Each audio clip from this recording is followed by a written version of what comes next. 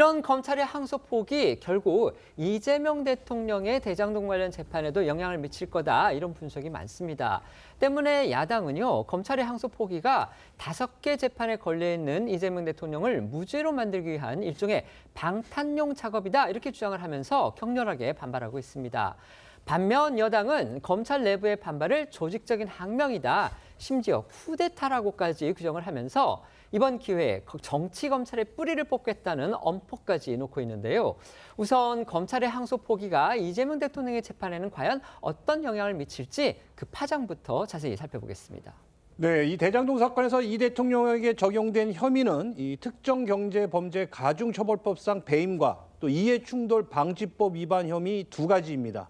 자, 그런데 이 두 혐의 모두 민간업자 재판 1심에서는 무죄가 나왔고요. 이 검찰의 항소 포기로 다시 다퉈볼 길도 없어진 상황입니다.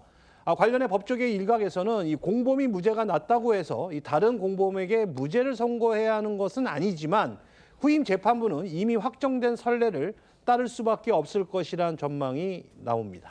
앞서 민간업자들의 1심 재판부는 대장동 사건에서 배임이 있었다는 점은 인정을 하면서도 이들에게 특경법상 배임이 아닌 형법상 업무상 배임을 적용해야 한다고 봤습니다. 그 이유는요, 2015년 사업 확정 당시를 기준으로 민간업자들의 구체적인 재산상 이득 액수가 합리적 의심 여지 없이 입증되지 않았다는 거였는데요. 이에 검찰은 항소심에서 구체적인 액수를 계산해서 특경가법 적용을 재차 주장할 방침이었던 걸로도 알려졌습니다.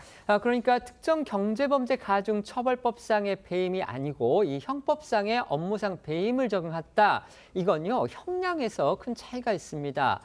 특정 경제범죄 가중처벌법, 저희가 줄여서 이제 특경가법이라고 부르는데요. 특경가법상 50억 원 이상의 배임의 경우에는요, 법정형이 무기징역 또는 5년 이상의 징역이라는 정말 중형이 선고됩니다. 그런데 형법상 업무상 배임 같은 경우는요, 10년 이하의 징역 또는 3천만 원 이하의 벌금이 적용이 됩니다.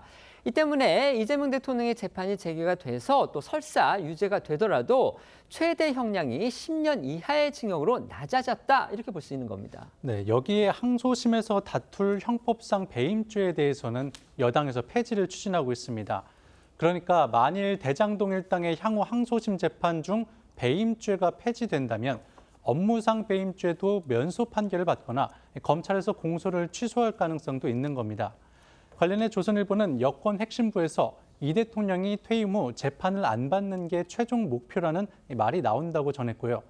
또 여당이 수사와 재판에서 불법을 저지른 검사를 처벌하는 법 왜곡죄의 연내 신설을 추진하는 건 역시 이 대통령을 쌍방울 대북 송금 사건으로 기소한 검사들을 겨냥한 것이라고 알려지는데, 관련해 한 여권 관계자는 조선일보에 법원이 공소 기각을 하거나 검찰이 공소 취소를 하는 것이 필요하다고 말했습니다. 법조계에서는 검찰의 항소 포기로 이 민간업자들과 정진상 전 실장, 또 이 대통령 등 이 당시 성남시 수뇌부와의 연결고리가 약해졌다는 분석도 나오고 있습니다. 검찰이 뇌물 약속을 고리로 이 수뇌부 개입을 다툴 여지가 사라졌기 때문인데요.